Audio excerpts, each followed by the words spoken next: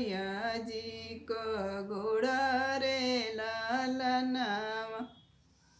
की धरेली बबैया जी क गोड़ा रे लालनावा ऐसन आशीष तू दिहा मोरे बाबा ऐसन आशीष तू दिहा मोरे बाबा की रामय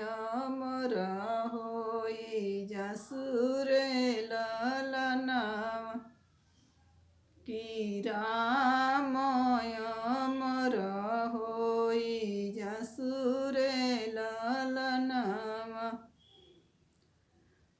राम लक्ष्मण बेटी बने चली जाई है राम लक्ष्मण बेटी बने चली जाई है कि तुहा के रावण हरि ले जहे रे लालनावा कि तुहा के रावण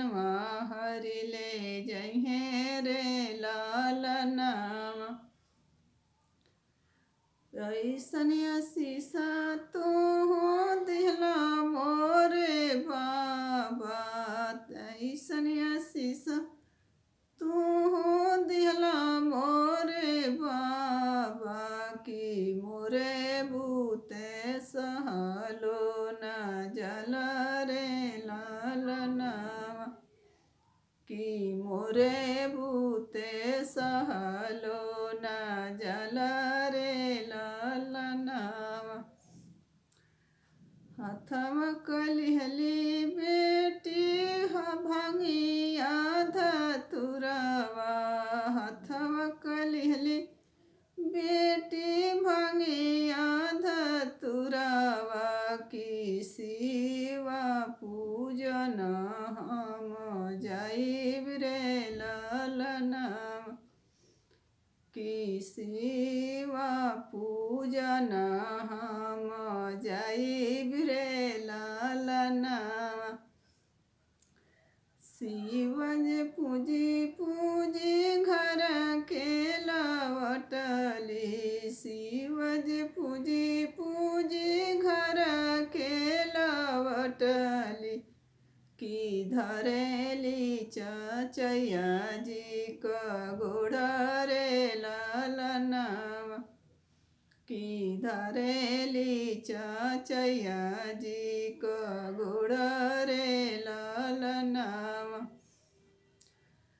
ऐसन आशीष तू दिहा मोरे चाचा ऐसन आशीष तू दिहा मोरे चाचा की रामय मोर होई जसुरे लालनावा की रामय मोर होई जसुरे लालनावा राम लक्ष्मण बेटी बने चली जाई है राम लक्ष्मण बेटी बने चली जाई है कि तुहा के रावण हरि ले जहे रे लालनावा कि तुहा के रावण हरि ले जहे रे लालनावा ऐसन आशीष तू दिहला मोरे चाचा ऐसन आशीष तू दिहला मोरे चाचा की मोरे भूते सहलो न जल रे लालनावा की मोरे भूते सहलो न जल रे लालनावा हथम कलिहली बेटी फूले के डालौआ हथम कलिहली बेटी फूले के डालरिया की शिवा पूजन हम जाइब रे लालनावा कि शिव पूजन हम जाइब रे लालनावा शिव जे पूजी पूजी घर के लौटली शिव जे पूजी पूजी घर के लौटली कि धरेली भैया जी क गोड़ रे लालनावा कि लागेली भैया जी क गोड़ रे लालनावा ऐसन शीशा तू दिहा मोरे भैया ऐसन शीशा तू दिहा मोरे भैया कि राम अमर